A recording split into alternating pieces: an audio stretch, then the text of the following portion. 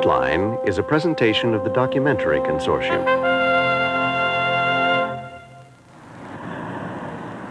Four years ago this week, the Reagan administration admitted for the first time that there had been an arms for hostages deal with Iran, and that money from the deal was diverted to the Nicaraguan Contras. The only persons in the United States government that knew precisely about this, the only person was Lieutenant Colonel North. President, why wasn't the president told? Because somebody didn't tell him, that's why. Tonight on Frontline, the story of how the Iran-Contra scandal was actually run from the Oval Office. It was a matter of the president going on with a very strong will to do what he wanted to do. Here was a case where the Congress's absolute power to fund the foreign policy of America was subverted by a White House that was determined to do something else. It was, in effect, a coup. Tonight on Frontline, Bill Moyers examines a constitutional crisis, high crimes and misdemeanors.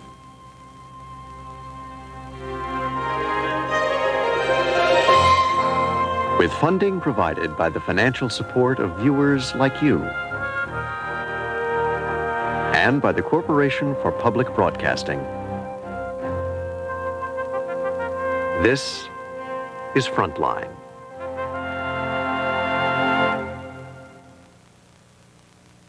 Additional funding for this program is provided by the John D. and Catherine T. MacArthur Foundation, a catalyst for change.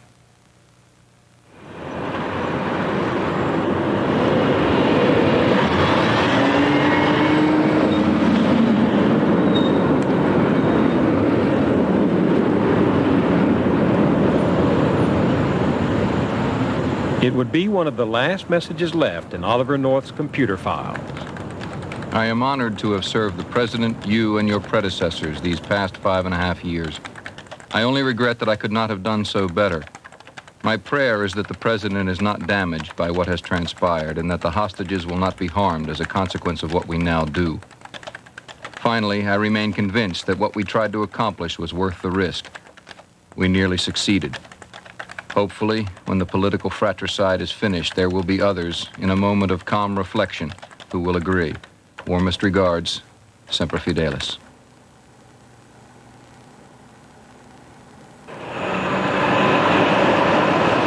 Semper Fidelis, always faithful. But a Marine's oath of loyalty is to the Constitution of the United States, above his commander-in-chief. When that loyalty is reversed, it can lead to this, a moment in our history without precedent. The former President of the United States summoned to testify at the criminal trial of his national security advisor. Mr. President, Your Honor, Segan. Sir, would you raise your right? Clerk will administer the oath to you. You solemnly swear the testimony you're about to give in the cause now before this court should be the truth, the whole truth, and nothing but the truth, so help you God. I do. Would you please state your full name by your last name for the record? Ronald Reagan, R-E-A-G-A-N. Excuse me. Admiral John Poindexter was charged with lying to Congress and obstruction. In his defense, he had called his former boss to the witness stand. Mr. President. Good morning. You and I have never met or talked before, so let me just take a minute and just introduce myself. My name is Richard. For 10 hours over 2 days, Ronald Reagan was questioned about crimes that could have brought down his presidency. Now, just in a very general sense, Mr. President, I take it you have some recollection of the events that led up to what is now called, for lack of a better word, the Iran-Contra affair or the Iran-Contra event? Yes. Did you? Yeah, I was just asking if you had some general recollection about the event. Yes. It was a covert action that was taken at my behest.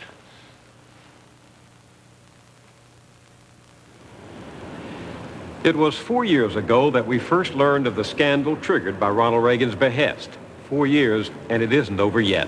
We keep learning about the vast spiderweb of secrecy organized by the White House to carry out the president's orders.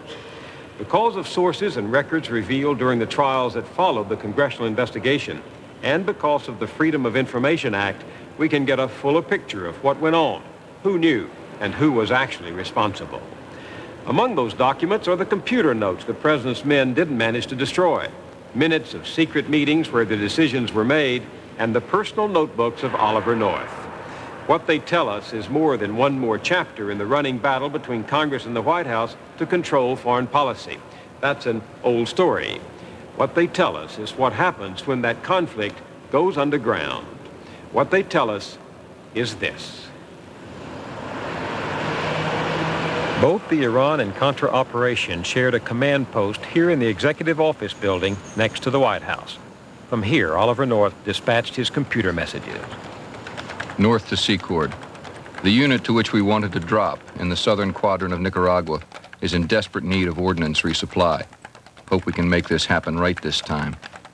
If we are ever going to take the pressure off the northern front, we've got to get this drop in quickly. Lieutenant Colonel North was supervising a war in Central America. North to McFarland. There is great despair that we may fail in this effort, and the resistance support account is darn near broke. Any thoughts where we can put our hands on a quick 3 to 5 million? McFarland to North. I've been thinking about the blowpipe problem in the Contras. Could you ask the CIA to identify which countries the Brits have sold them to? I ought to have a contact in at least one of them. How are you coming on the loose ends for the materiel transfer? Anything I can do? If for any reason you need some mortars or other artillery, please let me know. The Contra Army had been organized by the United States to destroy the leftist government of Nicaragua. North's job was to supply the guerrillas. North to McFarland. There is an urgent need for additional intelligence.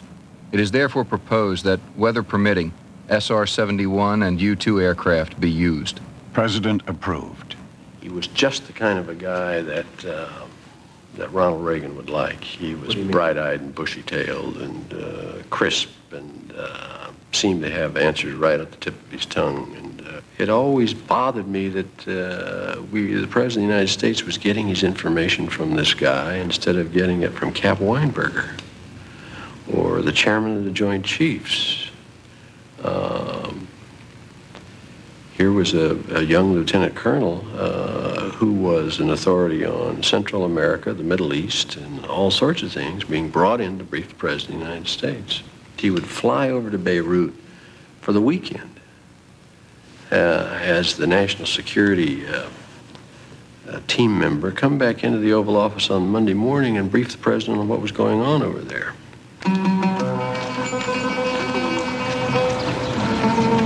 The other half of Iran-Contra began here in the Middle East, in decisions made in the very first days of the new administration.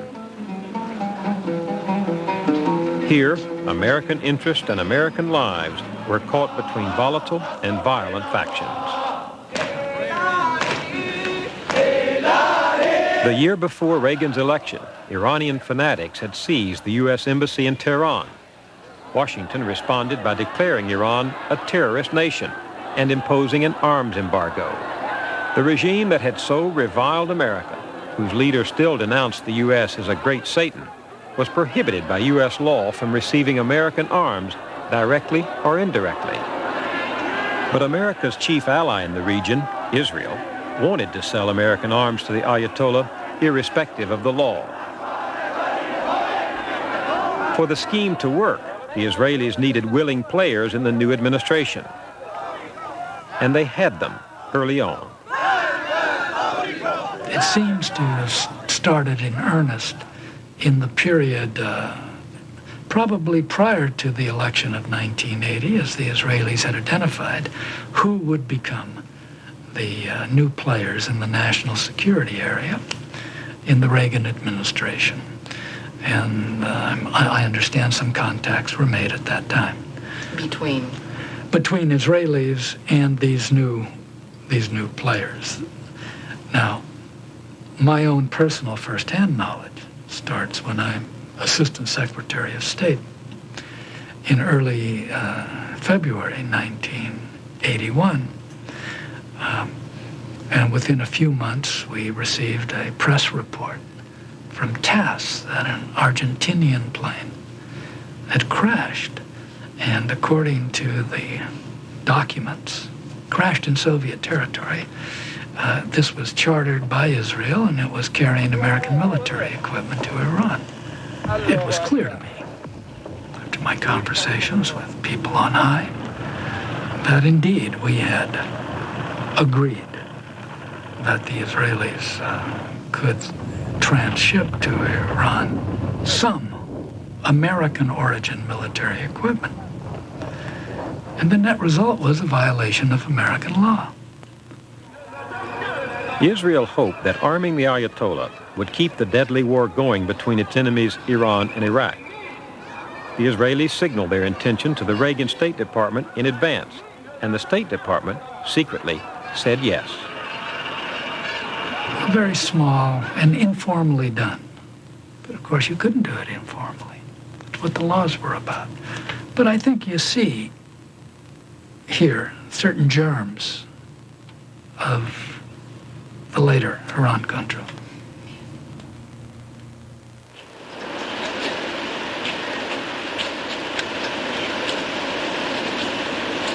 Thousands of miles distant and almost simultaneously, the Iran-Contra scandal was taking root in Nicaragua. The Contra War was begun as a covert CIA operation, with administration assurances that they were simply trying to stop the arms flow in Central America, not overthrow the Sandinistas. But in early 1984, Nicaragua's harbors were mined. The operation was performed by Latin mercenaries in the direct employ of the CIA. The missions were always controlled by the CIA. Those of us who fought, who were, so to speak, the cannon fodder, were Honduran. But we were controlled by the gringos. They gave us the orders. We sabotage harbors, refineries, shipyards, bridges. We never use our own uniforms.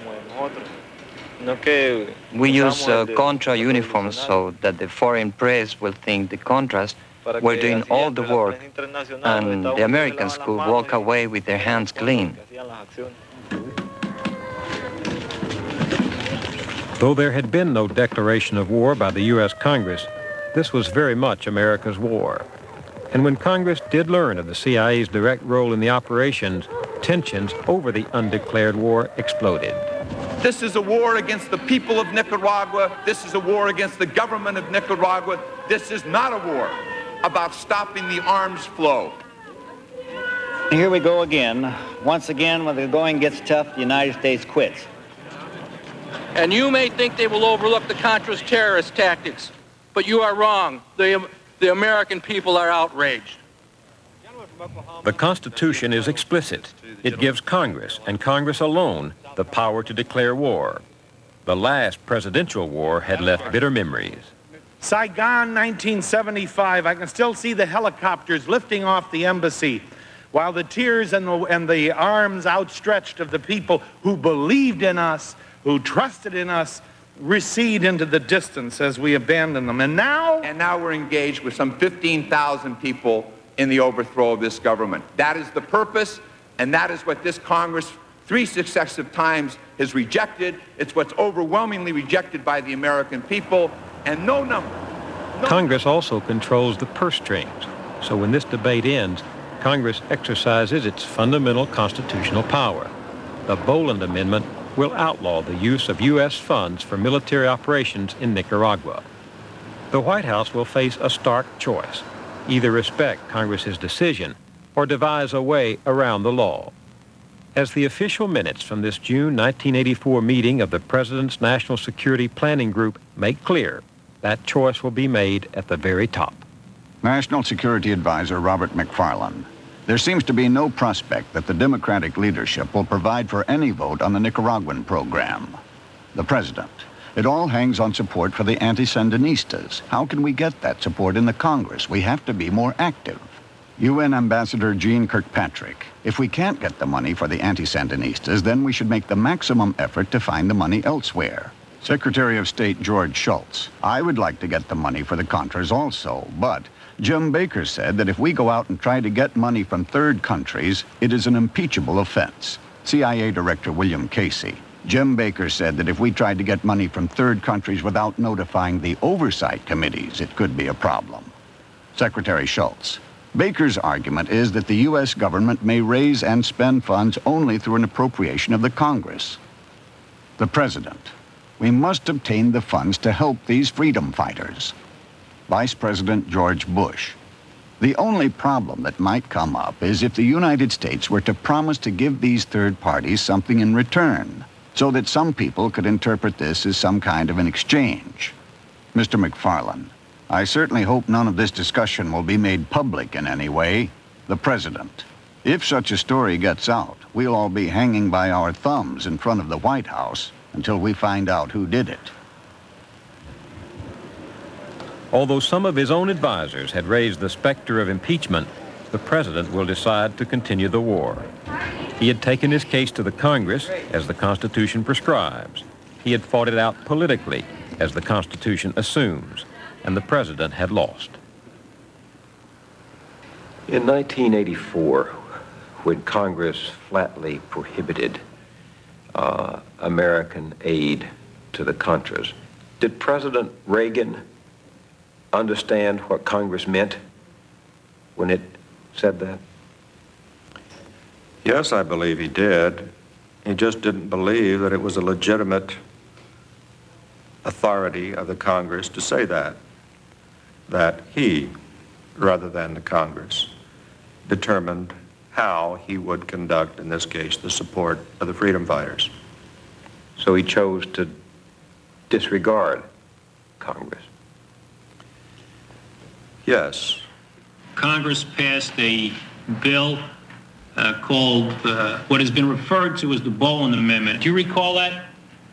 Yes, and it was consistent with the attitude of Congress toward this whole thing. And what was that?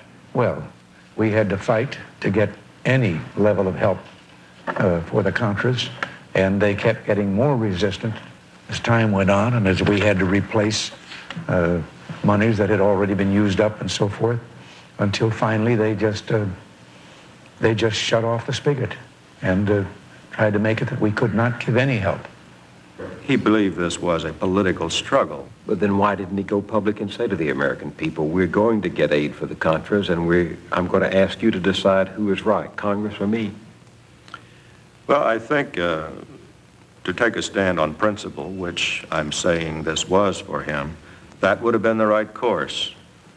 The people in his staff, the legislative leadership of his White House, said, no, that will never wash. It will get you a huge congressional backlash that will be expressed in everything from your budget to domestic programs. In other words, you can't win the argument. That's right. Publicly, openly. Not with the Congress, no. Ladies and gentlemen, the President of the United States.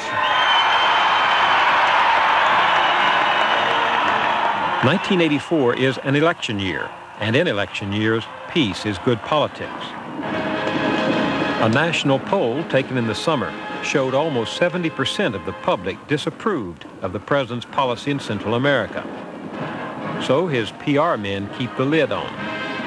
In 1984, you were moving toward the re-election campaign. The president was doing well in the polls. He had lost the battle in Congress on aid to the Contras. The president could have gone public. He was a terrific politician when it came to communicating to the masses. Why didn't he do that? He did, after the election. He went to Yes, but not in the election. And the election isn't the election where we should fight these things out? I can't answer that. Whether it was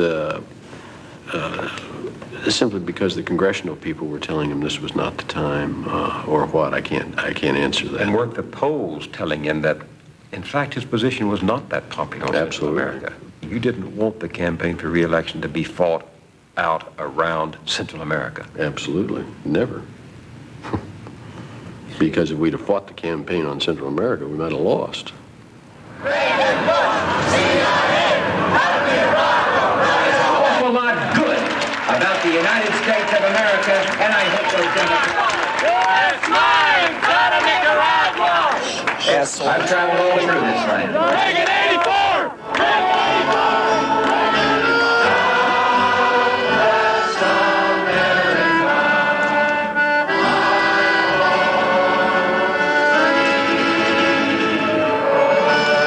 The administration had failed to carry the Congress. They wouldn't chance it with the voters, so they turned to subterfuge. August 28, 84, north to McFarland. Calero suggested if he could not make it to the U.S. by the end of the week, North could meet with him on Friday in Honduras. Recommendation that you authorize travel orders. McFarland, exercise absolute stealth, no visible meeting, no press awareness of your presence in the area. Throughout the election year, exercising stealth, they conduct their war from the White House. The President. How would the resistance take them out? CIA Director Casey. They could attack them on the ground, and there is the chance that they could mount an operation against the ship that offloads them at Bluefields. Secretary of State Schultz. We should, however, make it clear to the resistance that we do have certain minimum requirements. No U.S. personnel on the operation, no direct CIA involvement in the attack. National Security Advisor McFarland. There's also the matter of public perception. We need to recognize that whether or not we help, we will be blamed. Secretary of Defense Caspar Weinberger. That's right. The danger is in doing something without preparing the public and changing their perception. The President. Let me throw some flies in the milk on this one. Several months ago, I made a speech about Soviet ships delivering tanks and other military equipment to Nicaragua. That certainly didn't arouse any great public outcry against the Sandinistas. I don't see how going public with our concerns is going to help. Secretary Weinberger, no matter what, we need to start preparing the Congress. The President. After the resistance acts, we can raise it with the public and Congress. Chief of Staff James Baker. This is the worst time of all to try to prepare any public opinion on any activities in Central America. In 1985, Ronald Reagan once again took his oath to uphold the Constitution, to see that the laws are faithfully executed. Bible and raise your right hand and repeat after me. I, Ronald Reagan, do solemnly swear.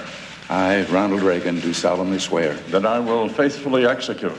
That I will faithfully execute. The office of President of the United States. The office of President of the United States. And will to the best of my ability. And will to the best of my ability. Preserve, protect, and defend. Preserve, protect, and defend. The Constitution of the United States. The Constitution of the United States. So help me God. So help me God.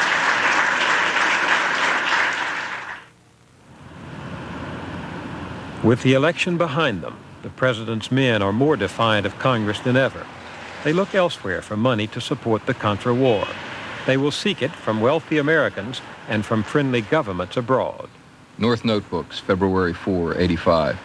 Highest levels increasingly inclined to contribute $2 million. Need White House indication. The president himself takes the lead, asking for money from the heads of state of third countries, allies dependent on American weapons or money, or both. Saudi Arabia's King Fahd is the first to step forward after CIA Director Casey approached him for assistance. North Notebooks, March 4, 85. McFarland meeting. Plan includes $25 to $50 million, third country support, CIA intelligence. Center the activity in the White House. I was describing specifically the donation King Fahd volunteered February of 85, and that would be given to the Contras and that they would use it to carry on the struggle. What did you mean when you talked about the center of activity in the White House? Well, it had come from Fahd to the president at the White House, and it had gone from there to the Contras. The money is clearly intended to keep the Contras in the field while U.S. aid is prohibited. At least 10 countries will be solicited for military support, including Israel, South Korea, Panama, and Taiwan. North Notebooks. Need to have contact with Taiwanese. Need some overture with Korea. Sultan of Brunei, $100,000 for Calero. Mr. President, did you personally ask third countries to contribute money to the Contras? Sam, I made an opening statement, and I have said that I'm not going to answer any questions on those things until this is over. If I were going to answer any questions, I'd say no. Sorry, since you didn't answer that question. Do you recall having a meeting with King Fahd of Saudi Arabia? I do. And as he was leaving the Oval Office and I was escorting him to the door, he told me of the contribution that he had been making to the Contras. There had been no discussion of that in our meeting until there. He told me that, and his last words were that he was going to double it. Did he tell you what the amount was that he was going to double? Yes. What was that amount? $1 million. So he was going to double it to $2 million? Yes. And do you recall what your response to him was when he told you that? Yes, I said, I think that's fine. That was $2 million per month, I take it, correct? You know, the silly thing is, my memory, I was just remembering it as a year. You may be right. Just in my memory and having to hark back to it, I just thought he was talking about the total each year that he was giving. Do you recall having a meeting as well with a head of state of an Asian country? And I'm going to ask you to just tread a little bit lightly here because we can't discuss what the particular Asian country might be. But does that jog your memory at all? No, it doesn't. I figured it might not. But that... No, as a matter of fact, I never made any effort to find out which of our friendly countries and so forth were engaged in this or doing anything. I thought it was better unmentioned. But unmentioned favors can produce unmentioned demands, putting American policy at the mercy of its secret partners. A president who chooses to act entirely on his own, secretly and off the record, has neutralized the checks and balances of democracy. The rest of the government and the people are shut out.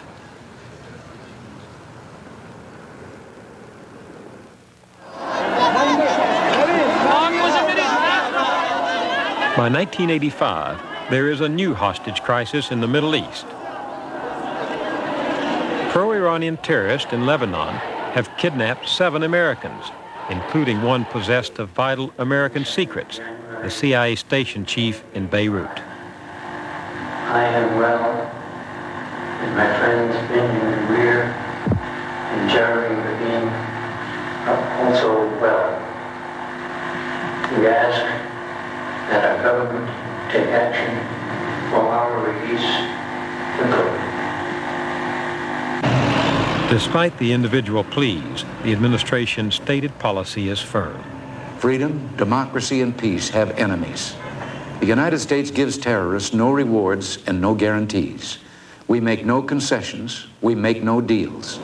But through high-level contacts in Israel, the administration learns Iran might be willing to make a deal, swapping hostages for arms. As the president recovers from surgery, his advisors gather at his bedside to make the case. For 100 American-made TOW missiles, Iran will release 4 of the 7 hostages. The arms will move through Israel to provide deniability. Out to the hospital, and Don Regan, your chief of staff, was there, and he gave you a little bit of overview as to what Israel was doing. Do you recall that at all? I recall that I had visits every once in a while there at the hospital. I have to tell you, I can't really recall what those visits were about. Nothing was tremendously earth-shaking according to my memory, but I'm afraid that I wasn't maybe quite up to pinning things down.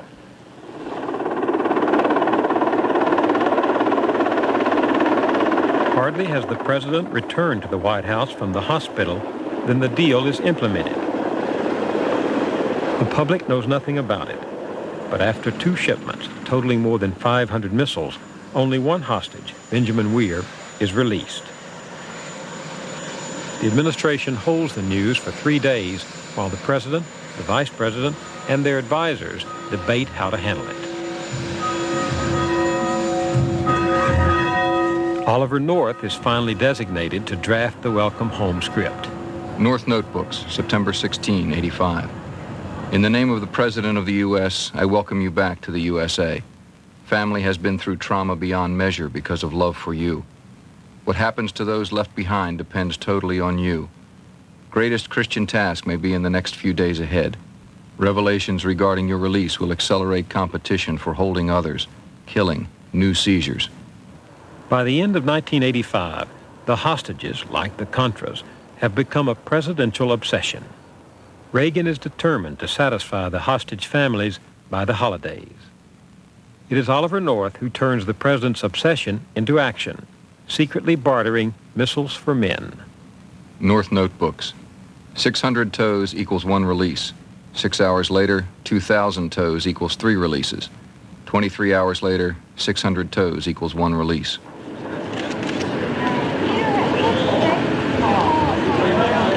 Do you think the president is willing to cut some kind of a deal, any kind of a deal, to win the release of the hostages?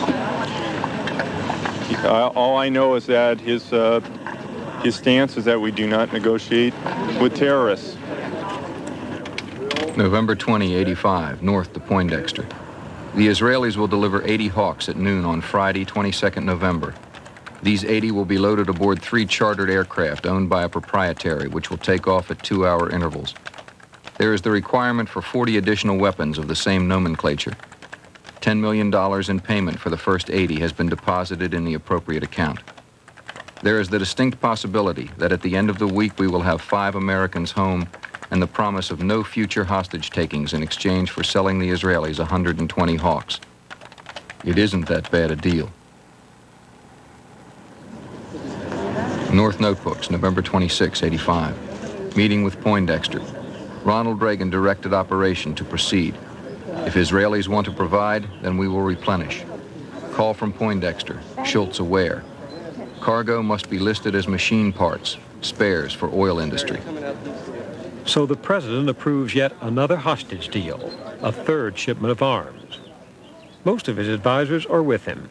They will not notify Congress as the law requires. There will be no formal presidential authorization beforehand, also required by law. But they will contrive a cover story about equipment for drilling oil. Despite the sale, no hostage is released. Vice President George Bush expresses his appreciation anyway. November 27, 85. Dear Ollie, as I head off to Maine for Thanksgiving, I just want to wish you a happy one, with the hope you get some well-deserved rest. Your dedication and tireless work with the hostage thing and with Central America really gives me cause for great pride in you. And thanks, George Bush. In Central America, the Saudi money is virtually all that is keeping the Contras going. So the White House begins to lean on the small, dependent governments there, like Honduras. The deal is simple. You help the guerrillas bring down Nicaragua. We'll help you with weapons and money. Everybody at attention before we brought the Air Force through. It is a quid pro quo, verging on bribery, and they know it. February 20, 85, north to McFarland. It is very clear from the debate that the legislative intent was to deny any direct or indirect support for military, paramilitary operations in Nicaragua. To date, all administration officials have been able to state to the Congress that we have not approached any other government to support the resistance. Once the memo and the attached cable are transmitted, we will no longer be able to make such a claim. We still believe that our original concept of an emissary is the proper way in which to proceed. They are leery of using the U.S. ambassador to enforce the deal. He could be called before Congress for questioning. So the White House sends an emissary who can deliver the goods, immune from accountability.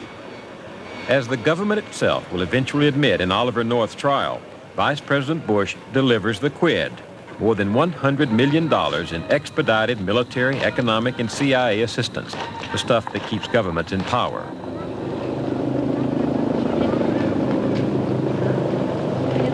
And Honduras agrees to the quo, serving as a base for the Contras in the war against Nicaragua.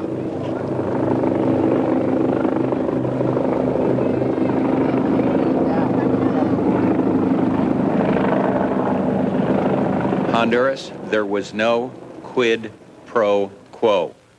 As president, George Bush will still deny what his own government had acknowledged in open court. And for those who suggest there was, the onus is on them.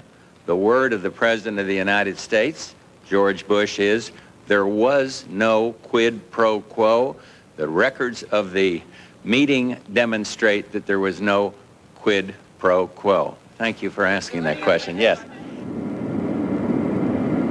Honduras knows how to work the deal it struck. Just 2 months after the vice president's visit, Honduran President Suazo arrives in Washington to meet with Reagan, Bush, and much of the cabinet. He is there to up the ante by asking for more aid. Another quid pro quo is at the heart of the meeting. May 21, 85, McFarlane to President Reagan. It will be important to reiterate to Suazo the importance we attach to his continued cooperation in enabling the FDN to remain a viable element of pressure on the Sandinistas. Without making the linkage too explicit, it would be useful to remind Suazo that in return for our help, we do expect cooperation in pursuit of our mutual objectives. You could underline the seriousness of our security commitment, which the Hondurans seem to regard as the main quid pro quo for cooperating with the FDN. In return for our help in the form of security assurances as well as aid, that we do expect cooperation, that we feel that there's an obligation on their part to... So in other words, some aid and assistance is given to them. You would expect some aid and assistance back from them in combating the spread of the Sandinistas. Yeah. Honduras will become the 8th largest recipient of American economic and military aid in the world. It is a country the size of Tennessee. In fact, every country in Central America will be pressured, intimidated, or solicited by officials of the U.S. government seeking help for the Contras.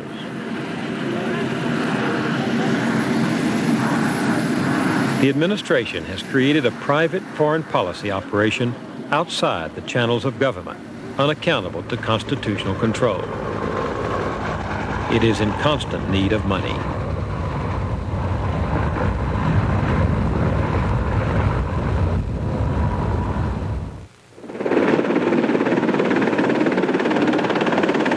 By early 1986, the president has approved 3 shipments of missiles to Iran. They have bought the release of just 1 hostage. Of the 6 others held the summer the trading began, 1 has been killed in captivity. 5 remain. The dealings go on, and so do the denials. The decision is, at what point can you pay off to terrorists without endangering people from here on out once they find out that their tactics succeed? Are you still opposed to negotiating with terrorists? This has always been a position of ours, yes. But at 10 high-level meetings, top officials have discussed the arms shipments to the terrorists. George Bush has attended at least 5. He also heads the president's task force on terrorism. Today I am proud to deliver to the American people the result of the 6 months' effort to review our policies and our capabilities to deal with terrorism. Our policy is clear, concise, unequivocal. We will offer no concession to terrorists because that only leads to more terrorism. States that practice terrorism or actively support it will not be allowed to do so without consequence. What is stated as official policy is reported as official policy. They find it easy to protect their secrets. Hi, Sam. How are you? What are you planning? Any new strikes? Well, as the president says, we're not telling. Okay. The newest secret is that the last arms shipment netted a profit of $800,000. So, behind the scenes, prompted by CIA Director Casey, they debate a new and larger transaction, selling American weapons themselves, directly to Iran instead of through Israel. This way, they can set the price and control the profits. Mr. President, do you recall at all that it would be better for the United States to be shipping these weapons directly rather than having Israeli ship weapons and then being replenished by the United States? Does that ring any bells with you at all, Mr. President? No, I don't recall that that coming up at all. As a matter of fact, to this day, I don't know who finished the delivery of the missiles. I know that we could not have flown a plane into Iran, and that would have destroyed the whole covertness of the operation and exposed these individuals. Did you at any time recall being informed by Admiral Poindexter as to who some of the people were that were working on this this Iranian missile project, if you will? The only name that I recall being involved in out at that end of it was Colonel North. January 4, 86, North to Poindexter. Draft memo for the President. Since the Israeli sales are technically a violation of our Arms Export Control Act embargo for Iran, a presidential covert action finding is required. To make it legal, the president will sign a secret finding declaring further shipments to be important to national security. January 17, 86. Poindexter to President Reagan. The Iranians have indicated an immediate requirement for 4,000 tow weapons. Both sides have agreed the hostages will be immediately released upon commencement of this action. It is clear the government is trading arms for hostages. But despite the legal requirement that Congress be informed, the President will postpone notification indefinitely. The President was briefed verbally from this paper. The Vice President, Don Regan, and Don Fortier were present. February 1, 86. Poindexter to McFarland. The hostage plan is still working, and it calls for the hostages to be released on 9 February. Schultz and Weinberger still disagree on policy grounds, but are cooperating. Bill Casey, Ed Meese, Don Regan, and I are fully on board this risky operation. But most importantly, President and Vice President are solid in taking the position that we have to try. North to McFarland. With the grace of the good Lord and a little more hard work, we will very soon have 5 American citizens home and be on our way to a much more positive relationship than one which barters toes for lives. February 27, 86, McFarland to North. Roger, Ollie. Well done. If the world only knew how many times you have kept a semblance of integrity and gumption to U.S. policy, they would make you Secretary of State. But they can't know and would complain if they did. Such is the state of democracy in the late 20th century. The Iranians accept 1,000 more missiles without releasing even one hostage. But they pay triple market price for the weapons, and the deal generates a $5.5 million profit. The arms sales have become big business, off the shelf and off the books, accountable only to the inside traders. The profits will wind up not in the U.S. Treasury, but in a private slush fund, what North, Casey and Company now call the Enterprise. Nearly $4 million of it will keep the Contras supplied with the weapons of war, despite the congressional ban. The profits from the arms deals, added to the money raised from third countries, enable the President to evade the Constitution's most basic check on a president's power. May 2, 86. Poindexter to Don Fortier. Yesterday, in a meeting that I had with the President, he started the conversation with, "I am really serious. If we can't move the Contra package before June 9, I want to figure out a way to take action unilaterally to provide assistance." May 16, 86, North to Poindexter. You should be aware that the Resistance Support Organization now has more than $6 million available for immediate disbursement. This reduces the need to go to third countries for help. It does not, however, reduce the urgent need to get the CIA back in the management of this program. Unless we do this, we'll run increasing risks of trying to manage this program from here, with the attendant physical and political liabilities. The more money there is, the more visible the program becomes. While I care not a whit what they say about me, it could well become a political embarrassment for the President and you. Could you please describe to the jury what you know about Oliver North and what his job was when he was working in the White House? It was my impression, and not from any specific reports or anything, that through all of this, that he was communicating back and forth between and the need for the support of the Contras and so forth. When you say communicating back and forth between, could you be a little more explicit for the jury, even though you and I might know? Yeah. Maybe well, explain to the jury what you're referring to. Between the Contras and their situation and ourselves and the things that we must do for them. President Reagan doesn't retain very much of what comes his way on a given day. And if he read something in the morning and were to be asked about it a week or so later, he might very well not remember it. Many people are like that. Certainly we all forget things, but Something of this importance, something of this magnitude, an off-the-shelf effort to help the Contras, the freedom fighters who were so important to him, he would forget the details? Well, the President, on hearing that, would draw a conclusion. Is this right or wrong? And he would say, certainly, this is right. But saying it's right then enables him to clean the memory disk and to say, okay, what I heard is right, and I've forgotten a little bit about what it was, but it was right. And not parse the politics, legalities, the the other implications of it. You were not aware and did not learn of North's activities in supplying the Contras with military aid. Is that correct? Well, I'm not sure I'm understanding this. My major was in economics, not law. President, I'm asking you what you, I believe you just told me a moment ago, which is that you did not learn of that back in 1985 and 1986 when it was going on. Did you not just tell me that a few moments ago? Well, what I'm saying is that I could answer, and even then in a general way, as to what his task was and what he was doing, but I wasn't following it day by day so that I could pin down and say, this is what he is doing today and this. I can't, I just don't have that kind of a memory. But do you stick by the answer then in your interrogatory that you did not know and did not learn of that activity? That's my question to you here. Sustained.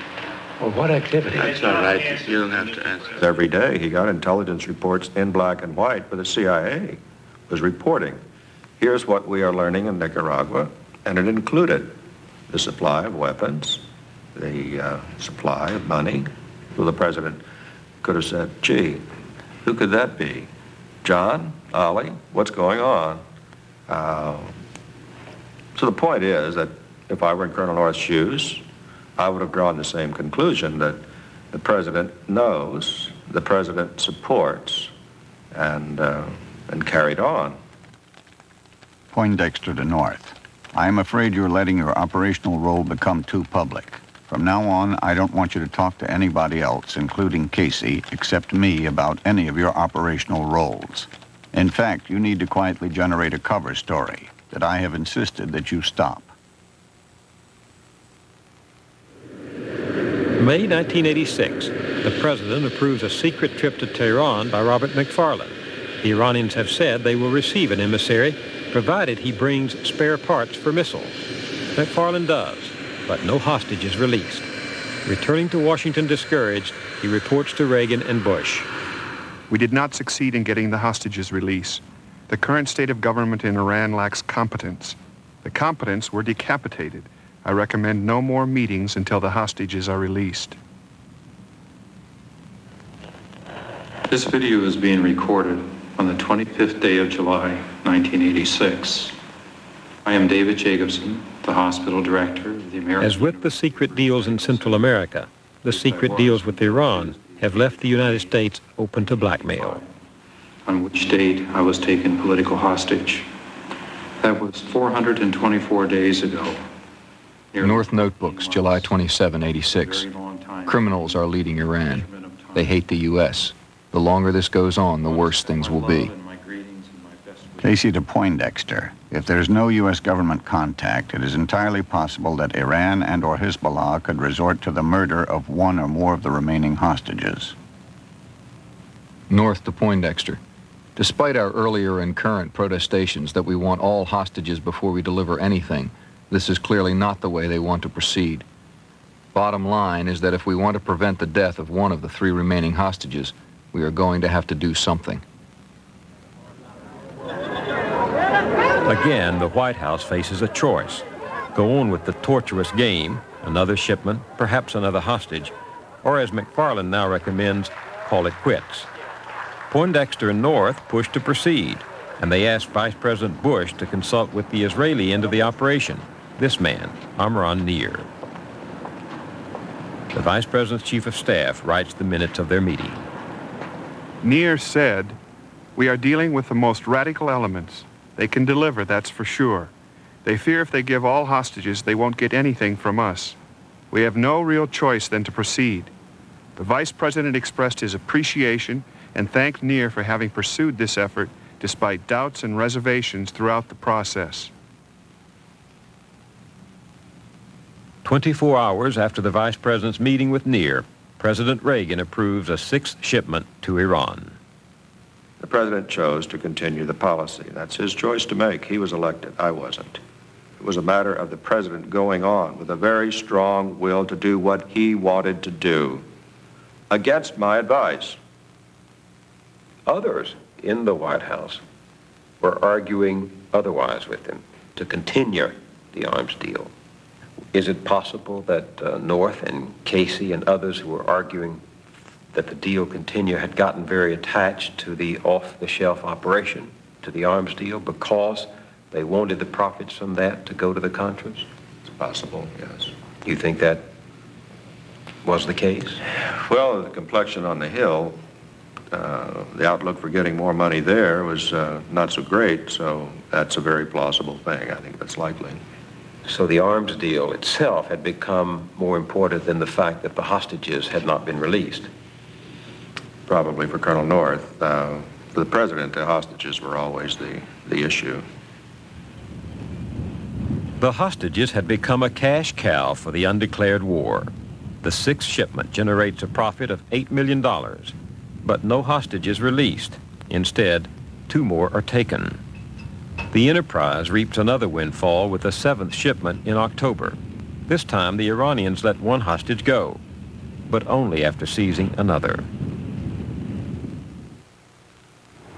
It's the fall of '86, and the Enterprise is flourishing, off the books, in the dark, running its own foreign policy wholly unaccountable.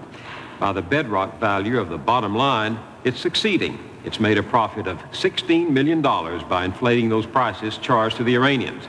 Some of that profit has gone to the Contras, along with at least $34 million from other countries, and some of it to secret projects we'll never know about. It's as if Richard Nixon, told by Congress in the 70s to shut down the war in Vietnam, had nonetheless sustained it with private donations from multinational corporations, or as if some future president were to wage secret war against, say, Israel, with a slush fund from other governments. We'd find that preposterous. But it happened in the Reagan era without great outrage. It happened because our system of checks and balances, the gravity force of democracy, had failed us. The power of the government to deny is enormous, and the president's men worked hard to keep the country in the dark. Sort of a version of how we will fund the contra-resistance through economic aid to Honduras. I think we'll stay with our standard line that we'll seek full funding and not try to go into any details. Only a few reporters were enterprising enough to try to uncover what was going on. In the summer of 1983, I wrote the first story that the United States was planning to mine the harbors of Nicaragua. At the time when my story appeared, I was called a liar. The story was flatly denied at the State Department and the White House. Who called you a liar? Well, Bill Casey. Bill Casey had some communications with my superiors and went out of his way to deny the story. North notebooks. Roberts called from the Times, working on premise that laws have been broken. Call from Claire, article very bad, making foreign policy around intent of Congress. North's network tracked the handful of reporters who kept working the story. He knew exposure meant the end. I contacted the National Security Council staff and asked them about what we had at that point, which was that there was a program that was being directed by a Colonel North, who was at that time virtually unknown, and that this organization was providing third country and private support for the Contras during the period of the congressional cutoff. Of course, at that point, the White House flatly denied everything. Press office to McFarland. Bob Perry, Associated Press, who can be tough but has awfully good sources, has one question for you. Quote, "It's my understanding that someday at end of 1983 or beginning of 1984, Reagan instructed McFarland orally to arrange for private and other outside non-U.S. government funding for Contras. Is that true? What should I tell him?"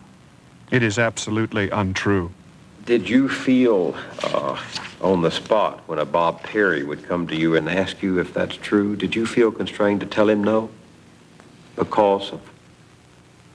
Well, on that specific occasion, he happened to have his dates wrong, so he was factually wrong. It was pretty easy. But I take your point. When you know what is going on and somebody is nibbling at the edges, yes, it's always difficult to draw the line between presidential order and the public trust. And in this case, Perry happened just to be wrong. So it was easy to say, you're wrong. Wrong on the facts, but that's right. Not wrong on the truth. Well, not wrong on the spirit of his charge. Could I be comfortable in saying no to that? Yes, I could be comfortable because of the rules of the game. In 1985, the House Intelligence Committee officially asked McFarland, as National Security Advisor, about reports of North's activities. September 5, 85. Dear Mr. Chairman, I can state with deep personal conviction that at no time did I or any member of the National Security Council staff violate the letter or spirit of the law. At no time did we encourage military activities. We did not solicit funds or other support for military or paramilitary activities, either from Americans or third parties. The stories appeared in the press. I call up the National Security Advisor. What's going on here is my question. He comes back and says, we're in total compliance with the Boland Amendment. We're not doing the things that the press says we're doing. We're not raising money. We're not giving tactical military advice. I'll come up and talk to you about it. You come down to the White House. We did both. We went down to the White House. We talked to the National Security Advisor. We had him come up to the committee. He talked to us there. And we had total assurance, absolute assurance, that the Boland Amendment was being complied with, not only in the letter, but in the spirit of the law. Well, we accepted that. Not just me. I accepted it. I have to take responsibility for that, but the other members of the committee did as well. When McFarland's successor, John Poindexter, was formally asked what he knew, his letter repeated and amplified the deception. Official after official lied, each making it harder for the next to tell the truth. It was his advisors who wrote the misleading letters to Congress, but reading them in court, the president reveals who inspired them. I'm in total agreement. If I'd written it myself, I might have used a little profanity. Thank you. I have no further questions on this particular letter. Why didn't you subpoena North and McFarland when this flurry of stories were circulating and you had written him and said, what's going on? And he wrote you back and said, absolutely not. There's been no violation. I give you my own word. Just to be sure. Why didn't you subpoena? We had their cooperation. But their deceitful cooperation. Well, as it turned out, deceitful cooperation, but we didn't know that at the time. Unsubstantiated stories on the one hand, the word of the President's National Security Advisor on the other, and in that circumstance, anybody, I think, would tilt towards the National Security Advisor. What about Congressman Lee Hamilton? Do you recall whether or not he took any position with regard to this or had any interest in what the administration was doing? Well, of course, I'm familiar with that name, but I can't pin down now where he was in all of that. At one point, Lee Hamilton was chairman of the House Intelligence Committee. Yes. And I don't recall what position he was taking or where he was.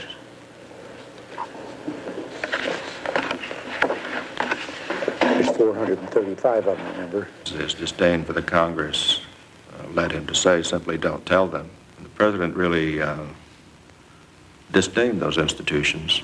He disdained Congress? Yes. How did that reveal itself? Well, when any given policy initiative, and I should emphasize I'm talking about national security affairs, was proposed or adopted, the president's view was that the Constitution conferred upon him the authority to conduct the foreign affairs of the country. He did not seek to respond to criticism to the Congress in a careful way. For all its powers of investigation, Congress accepted the White House denials, and the press accepted the official view of reality as its primary beat. Mr. President, why don't we openly support those 7,000 guerrillas that are in rebellion against it rather than giving aid through covert activity? Why, because we want to keep on obeying the laws of our country, which we are obeying. I can follow up, sir. Do you think that the Deception had become an inside joke. Doesn't the United States want that government replaced? No, because that would be violating the law.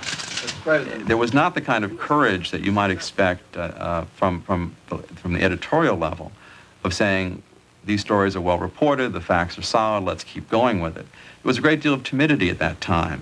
There was not the sense of really getting to the bottom of this story. If a president is popular, it has a very strong impact on the kind of press coverage of the presidency.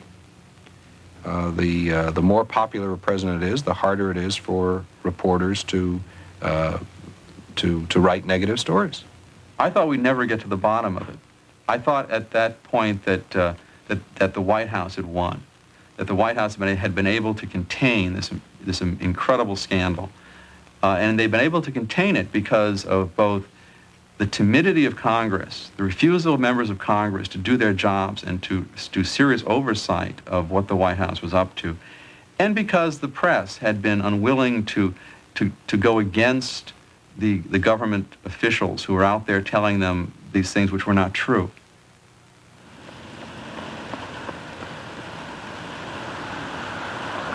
The Washington press corps had backed away from trying to get at the truth, and Congress had backed down.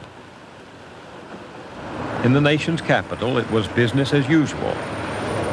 Having carried the day, the White House might have carried on indefinitely, acting alone, above the Congress and beyond the law. They didn't count on this. My name is Gene Housley, folks. What do they tell us how you came to be here and shot out of the sky? A cargo plane carrying military supplies to the Contras is shot down over Nicaragua. Within hours, an agent for the Enterprise relays the news to Washington in a phone call to a member of the Vice President's staff. See, what was alleged in the paper was that out of the Vice President's office, we were running this operation in Nicaragua, that Hassan Fuss is involved in it, and it's absolutely, totally untrue. I can deny it unequivocally. Oliver North knows the Hassan Fuss plane will be traced to the same company the Enterprise has been using to ship arms to Iran. The shadow government has begun to unravel. North Notebooks, October 10, 86. Southern air transport exposure equals Iran hostage exposure. But before the press or the Congress put two and two together, a Lebanese magazine breaks the news of secret U.S. overtures to Iran, including the gift of a Bible signed by Ronald Reagan and delivered by Oliver North. Again, the President of the United States denies the truth. Mr. President, do we have a deal going with Iran in some sense? No comment, but could I suggest and appeal to all of you with regard to this, the speculation, the comments and all, on a story that came out of the Middle East and that to us has no foundation, that all of that is making it more difficult for us in our effort to get the other hostages free.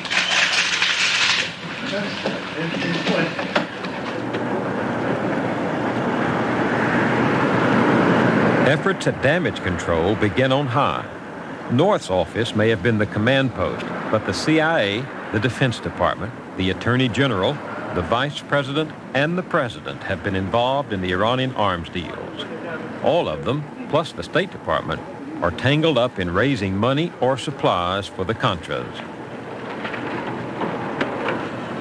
This has been no rogue operation. There were people in the State Department, and they knew that Ali and the rest of them in the White House were up to something. One of the dangers... Judge Abraham Sofair was legal advisor to the State Department. In terms of Secretary Shultz, there's a tremendous danger in pursuing something or a little bit, because then someone can say, you knew and you approved, and you didn't know really, and you didn't approve really. Those outside of the original circle who were beginning to understand made it an effort not to know. I had one senior official, not in the State Department, but I won't mention him, who said to me it was very hard every day. We spent a lot of time trying to avoid knowledge of that nonsense that was going on. Not knowing had become a virtue. To eliminate the widespread but mistaken perception that we have been exchanging arms for hostages, I have directed that no further sale of arms of any kind be sent to Iran. Aren't you saying to terrorists, either you or your state sponsor, which in this case was Iran, can gain from the holding of hostages? No, because I don't see where the kidnappers or the hostage holders gained anything. They didn't get anything. They let the hostages go. Now, whatever is the pressure that brought that about, I'm just grateful to it for the fact that we got them. Could you explain what the Israeli role was here? No, because we, as I say, have had nothing to do with other countries or their shipment of arms or doing what they're doing. Are you telling us tonight that the only shipments with which we were involved were the 1 or 2 that followed your January 17th findings, and that whatever your aides have said on background or on the record, there are no other shipments with which the U.S. condoned? That's right. I'm saying nothing but the missiles that we sold. And remember, there are too many people that are saying gave. They bought them. I wrote a memo to Schultz urging Schultz to basically save the president from these people who were briefing him, to go in and tell the president what the facts were, and to get the president to disown it, to basically walk away from these kind of rationalizations and all this sort of little white lies and fuzzy things that were being put in his head prior to his press conference. That was the battle then. After that, that was the battle. In that battle, some will stick with lying. It has worked so far. CIA Director Casey is summoned by Congress to testify about the arms deals. So North, Poindexter, and Attorney General Meese gather to go over the CIA's draft of his testimony. That draft lays out the agreed-upon cover story. We in the CIA did not find out that our airline had hauled Hawk missiles into Iran until mid-January, when we were told by the Iranians. The cargo was described to us as oil drilling spare parts. Oliver North enlarges the lie, changing the words to say no one in the entire government knew. When Abe Sofair sees this, he threatens to blow the whistle. It would be unacceptable to me. I would be forced to resign. You said in your deposition that you were worried about that there was a cover-up in the making at that point. Yes. And what would have been the implications of that? Impeachable. Now you're talking about a violation of law, a felony. Lying to Congress, in other words. Lying to Congress, whatever else you have to do. Once you start down that road, the end is terrible, whatever it is, for your clients. Have you broken the law? No. Appearing before closed sessions of the intelligence committees, Bill Casey says no one knew they were shipping arms. Poindexter also meets with members of Congress. He too lies. Then returns to his office to destroy documents he thinks would be politically embarrassing to the president. And all the while, the nation's highest law enforcement official, Ed Meese, is meeting privately with the players involved. McFarland to Poindexter. I spent a couple of hours with Ed Meese today going over the record with him. It appears that the matter of not notifying about the Israeli transfers can be covered if the president made a mental finding before the transfers took place. Well, on that score, we ought to be okay, because he was all for letting the Israelis do anything they wanted at the very first briefing in the hospital. North notebooks. Intent of president is important. Reagan said he would support. Mental finding. It is a retroactive cover story. They will say that instead of actually signing an order as required by law, the president will simply have approved it in his head. Over the next 3 days, the Attorney General will keep the Justice Department's Criminal Division and the FBI out of his official inquiry. Instead, he relies on the political appointees in his inner circle. Did you find that the president had authorized that policy?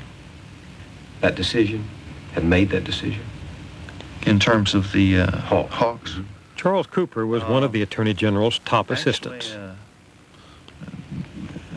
Tell you the truth, it's been 2 years now since these events were at the forefront of my mind, and My recollection, though, is that the president was not personally involved or authorizing of that particular transfer, but my recollection is at this point vague. In the scramble to sort out the arms deal, which they already knew to be illegal, an undated memo providing evidence of the illicit diversion of money to the Contras is found in North's office. Over lunch here, the Attorney General is told about it. And once the Contra diversion was discovered, Mr. Moyers, the other stuff, faded, into the background. Because? Because the Contra diversion suddenly made the rest of it pale in importance. Why did it make it pale? For both political and legal reasons. The political reality was that this would be a very, very controversial a piece of information. Could hurt the president a great deal. Yes, it could. Yes, it could. Less than half an hour later, North calls the Attorney General. At North's request, Meese agrees to put off meeting for 24 hours until the next afternoon. When they do meet, North asks if the cover page on the diversion memo has been found. It would have revealed who received and saw the memo. The answer is no. Given the seriousness of the situation, why didn't the Attorney General or you immediately order that all the documents in Oliver North's and John Poindexter's possession be sealed so they couldn't be destroyed? The point is,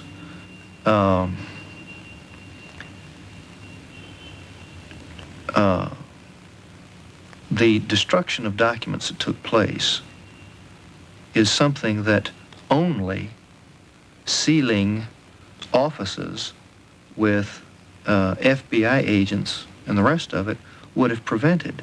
You've got to have some reason to suspect that that is a necessary measure to take before you take such a dramatic action as that.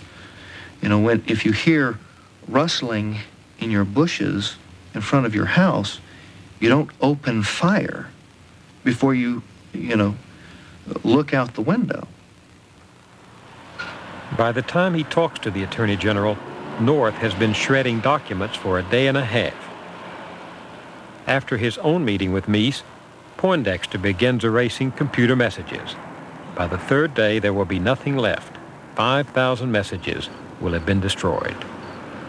Saturday night, Meese huddles with Casey in Casey's suburban home. As in his private meetings with Poindexter and McFarland, the Attorney General will take no notes. Oliver North works his shredder through the next night until accidentally tripping an alarm at 5 o'clock Monday morning. By then, there is little recorded memory of what the president might have been told. And now I'm going to ask Attorney General Meese to brief you. Do you still maintain you didn't make a mistake, Mr. President? Hold it. Did you make a mistake in sending arms to Tehran, sir?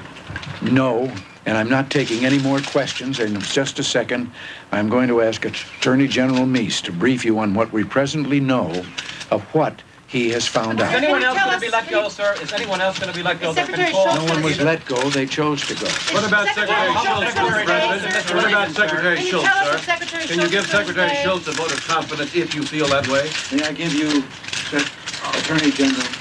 And who's going to run that? Why won't you say what the flaw is?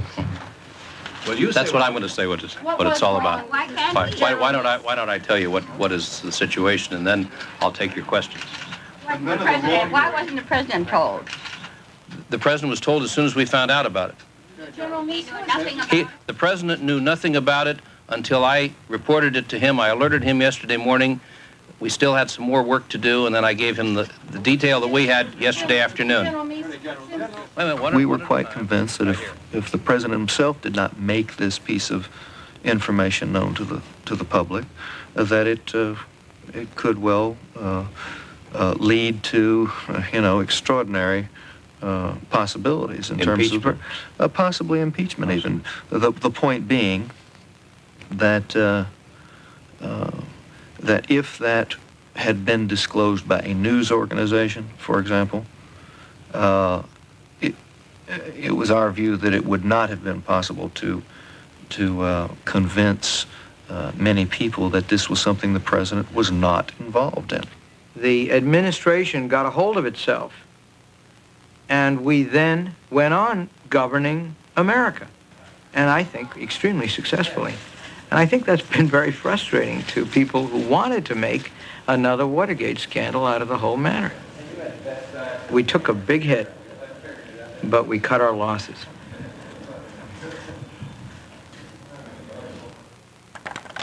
There is that old line about "you can't fire me, I quit." My prayer is that the president is not further damaged by what has transpired. I remain convinced that what we tried to accomplish was worth the risk. We nearly succeeded. Colonel North, please rise.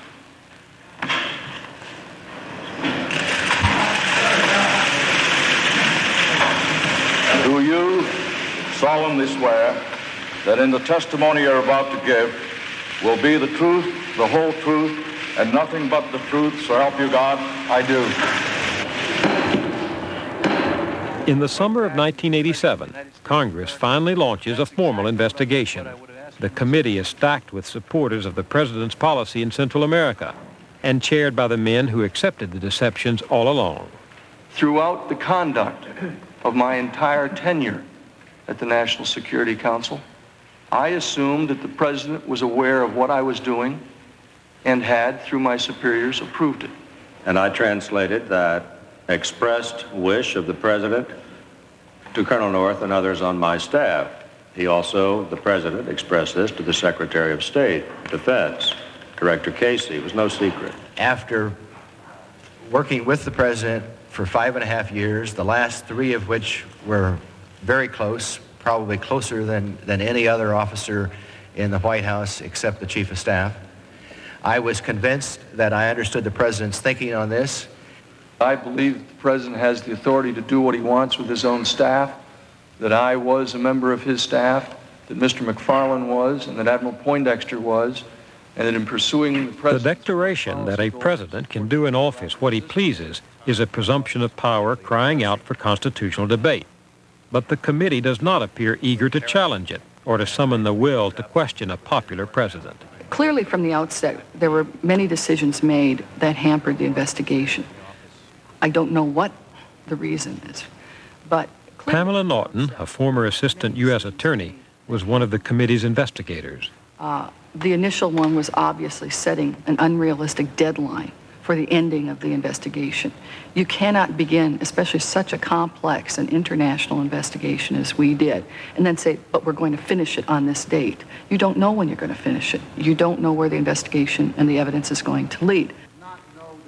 The minute you tell a subject in the investigation, don't worry, we're all going to go away in another few months, there is every incentive then to simply stall and stonewall and wait until we indeed go away. And that's unfortunately what happened. These are matters that ought to be determined by our process. Knowing they had been deceived all along and told too little, they now seem concerned about learning too much.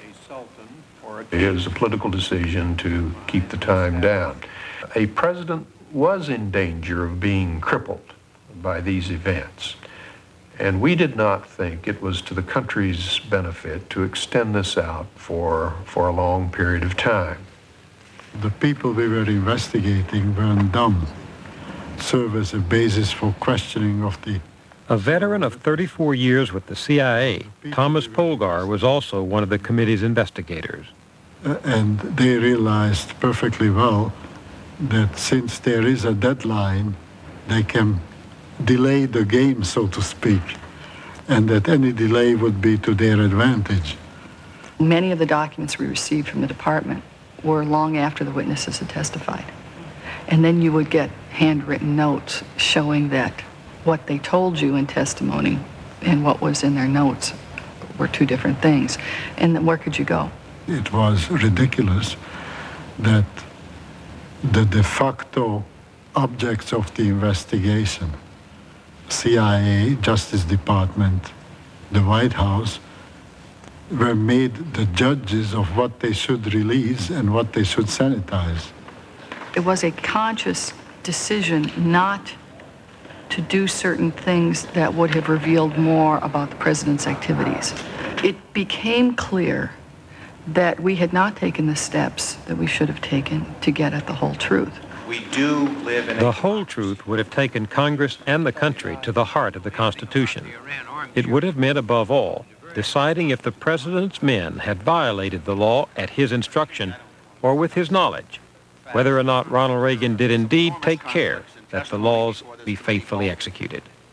Here was a case, the only one that we know of, where the Congress's absolute power to fund the foreign policy of America was subverted by a White House that was determined to do something else, that converted American military hardware to money, and that some of that money found its way into supporting a policy that a majority of the Congress had opposed. I think when you get into that kind of constitutional subversion, you've got a very serious matter in your hands, and those who think it was, quote, a blip, don't understand the Constitution. That's what I believe. When I hear you talk, I hear Warren Rudman talking about high crimes and misdemeanors. Yeah. Well, if the president himself had known that, it would have been. There was no proof that he did. High crimes and misdemeanors is a phrase pertaining to the impeachment process of the president, and we have no direct evidence. What we have is really indirect evidence of what the president's men did, not what the president did. Left hanging was the issue of unchallenged presidential power. If a president should decide to act on his own, then he is raising a substantive controversy or a substantive issue with Congress. He's taking something from Congress that it's supposed to have. But then if he lies about it, he raises a second constitutional issue because he's not responding honestly to Congress, and he's emasculating the system of checks and balances that the Constitution counts on. We're trained to believe that everyone is subject to the rule of law, and this has been true for centuries, ever since the 12th century, when the great lawyer said that the king is beneath no man, but beneath God and beneath the law, because the law maketh the king.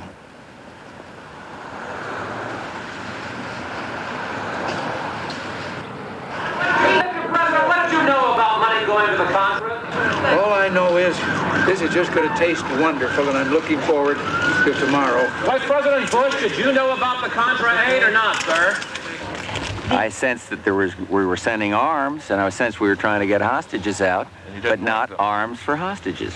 Did you really begin to smell a rat here? I mean, did Not you begin really. to say No. This is beginning to smell like arms for hostages? Not really. Like this one I bit. could see that it got a little close, but not enough to say, no, this is not arms, that this is purely arms for hostages. But you know, I'll tell you, I saw some reference in one of these stories to the 9 o'clock meetings. Let me tell you how it works. Somebody comes in there, like there's Don, Regan, me, and the president.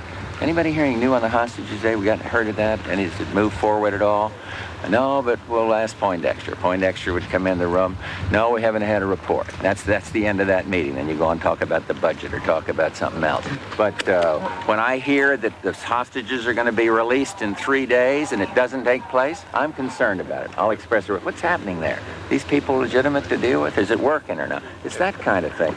But there's no question about trying to jump away from it. I support the president. I stood with the president solidly. I did not think it was arms for hostages. After all the facts were in and all the disclosures made and all the revelations about the individuals involved known to me, I say, hey, this was wrong. So you learn by your mistakes, you make corrections, and you go forward. One last question. Yeah, last one right here. The power passed, and with it, the secrets. Solemnly swear. I, George Herbert Walker Bush. Like his predecessor, George Bush has avoided responsibility for any wrongdoing in the Iran-Contra scandal. That I will faithfully execute the office of President of the United States, and will to the best of my ability and will to the best of my ability preserve, protect, and defend the Constitution of the United States. preserve, protect, and defend the Constitution of the United States. So help me God. So help me God. Congratulations. The basic constitutional issues still have not been confronted. Can a president, on his own, wage a war that Congress opposes? And how are we, the people, to hold our leaders accountable if we're kept in the dark about their deeds? What happened in Iran-Contra was nothing less than the systematic disregard for democracy itself. It was, in effect, a coup, a spirit at odds with liberty. Officials who boasted of themselves as men of the Constitution showed utter contempt for the law. They had the money and power to do what they wanted, the guile to hide their tracks, and the arrogance simply to declare what they did was legal. The frightening thing is not that it almost worked, but that it could happen again. The state of democracy almost guarantees it will. The men responsible for Iran-Contra, except for a few, have been absolved, exonerated, or reprieved, and gone on to better things. The government continues to hide its dirty linen behind top-secret classification. And just last month, with little debate and scant attention from the media, the House and Senate agreed on a new intelligence bill, giving the president wider power than ever to conduct covert operations using any agency he pleases. Next time, the crimes of Iran-Contra may not be crimes at all, or even misdemeanors. For Frontline, I'm Bill Moyers.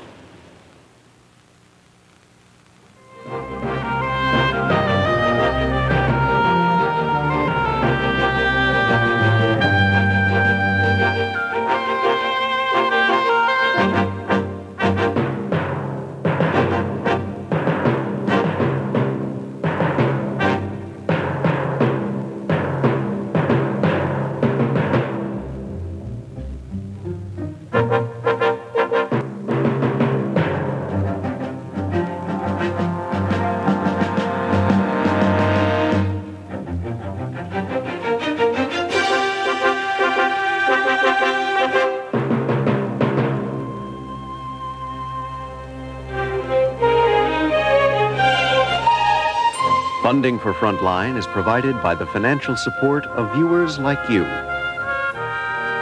and by the Corporation for Public Broadcasting. Frontline is produced for the Documentary Consortium by WGBH Boston, which is solely responsible for its content. Additional funding for this program is provided by the John D. and Catherine T. MacArthur Foundation, a catalyst for change. For videocassette information about this program, please write to this address. This is PBS. For a printed transcript of this or any Frontline program, please write to this address.